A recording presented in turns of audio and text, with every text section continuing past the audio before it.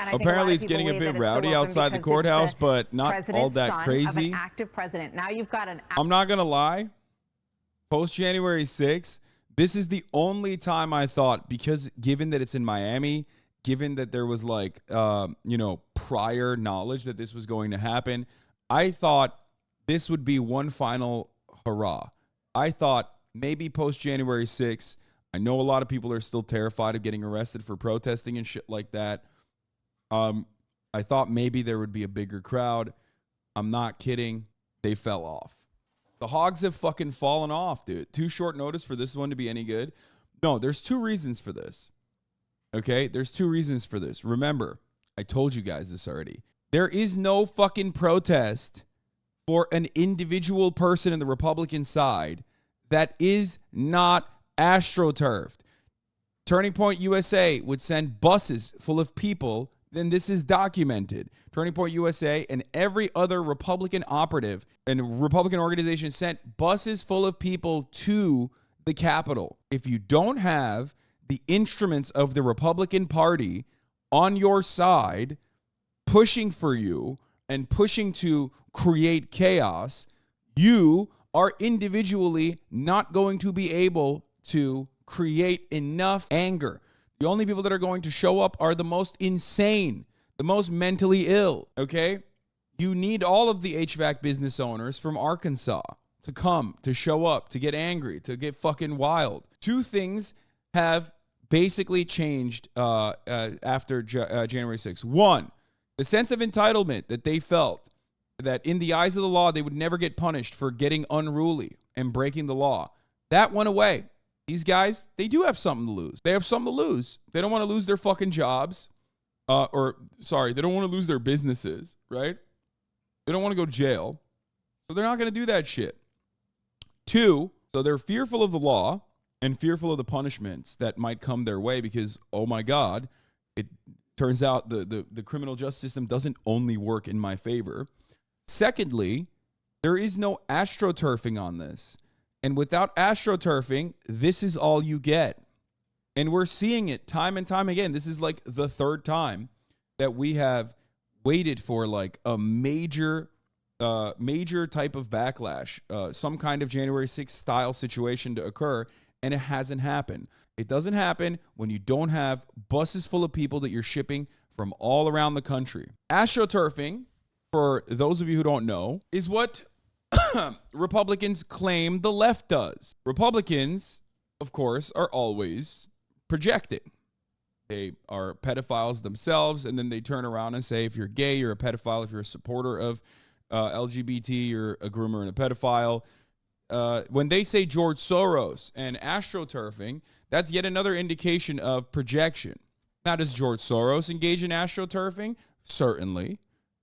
But the notion that like the Black Lives Matter movement across the board, or the notion that like the George Floyd protests were like AstroTurfed, i.e., for those of you who still don't understand it, paid for by event organizers who wanted to put bodies there to make it seem like there was much more broader support than there actually was. Well, you'd be wrong if you thought that about the George Floyd protests all around the country, and if not all around the world. The 2011 Tea Party is a great example, however, on the other hand, of an AstroTurf protest. Tea Party was directly created by the Koch brothers. All matter of Republican protests that you see, with the exception of some, not all, but some of the QAnon rallies, are usually AstroTurfed. That's why you only see 100 people max at the Trump arraignment. You don't see thousands of people. When it's actually genuine, when you have genuinely brought together 1,000+ people to fight for a cause, take it to the streets, that's known as a grassroots movement. AstroTurfing is when you do a fake grassroots movement, when you cultivate it by paying for it.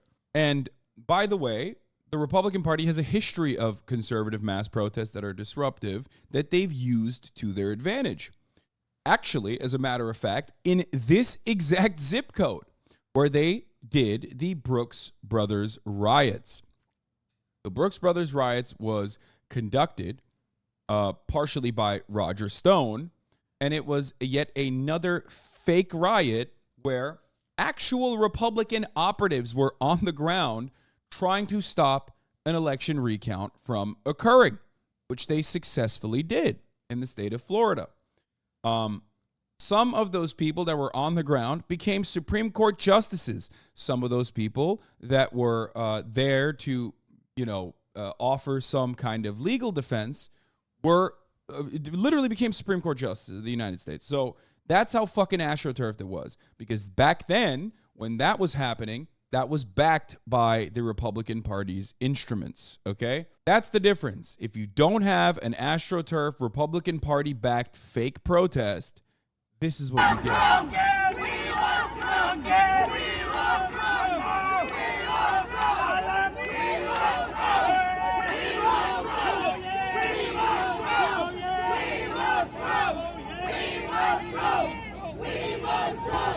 For those of you who don't know what the Brooks Brothers Riot is, it was a demonstration led by Republican staffers at a meeting of election canvassers in Miami-Dade County, Florida on November 22nd, 2000, during a recount of votes made during the 2000 United States presidential election with the goal of shutting down the recount. After demonstrations and acts of violence, local officials shut down the recount early. This had the effect of ensuring that the December 12th safe harbor deadline set by Title III of the United States Code could not be met, guaranteeing that George W. Bush would win the 2000 election. They did everything they could. They padded the decks. They stacked it with like Republican reactionaries all the way. And then they even created a fake protest that was actually violent. And they were able to steal the 2000 election. This is a very real thing that happened in the United States of American history, and it wasn't that long ago. Maybe some of you were just being born at the time, but still, I mean, that's in the grand scheme of things, that's not all that long ago, really. Here. Stop the count, stop the fraud, stop the count, stop the fraud.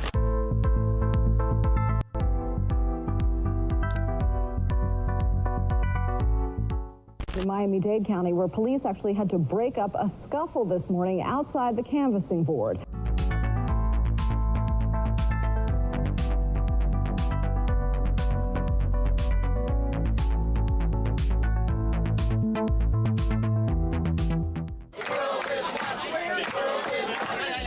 Like, remember, they are there to stop a recount from happening. It's not like they are there to stop a recount from happening. And they succeeded, by the way. Their goal was to stop a recount from happening for long enough so that they could actually end up passing the deadline and leave the very clearly tampered votes the way that they were.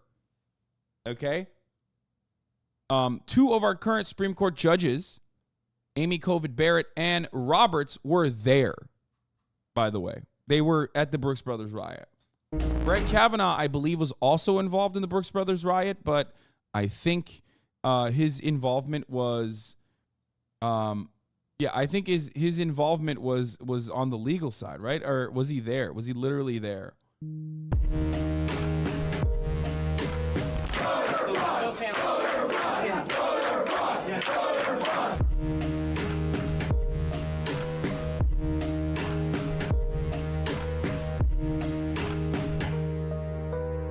They had gained entry into the election office, led by Roger Stone, where they pestered the vote counters.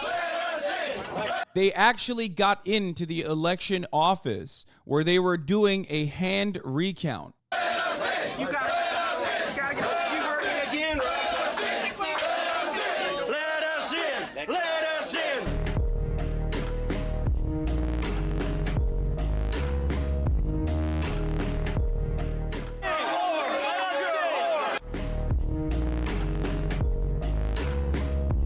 A newspaper reporter noticed the group's expensive dress shirts and expensive jackets because they were Republican operatives, and then titled it the Brooks Brothers Riot.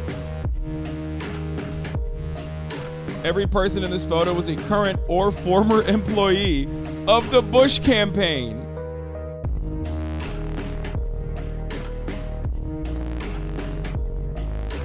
or a Republican congressperson or the Republican Party. Matt Schlapp, dude. Matt motherfucking Schlapp, baby. Look.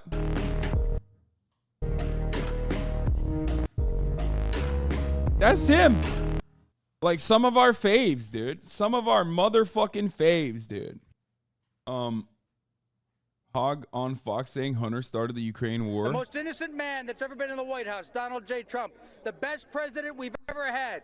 45/47. He's coming back. This is the longest witch hunt going on 8 years now since he came down the escalator. The guy's an American hero? Do you believe there's a two-tier system of justice? Do you believe this is unfair? Obviously. I don't even know how anybody can ask that with a straight face. There's obviously a two-tier justice system. Why is the Clinton crime family running wild? Why is Beijing Biden and the money laundering operation that Hunter Biden started out of Ukraine? He started the war on Ukraine 5 years ago when he was working for Burisma.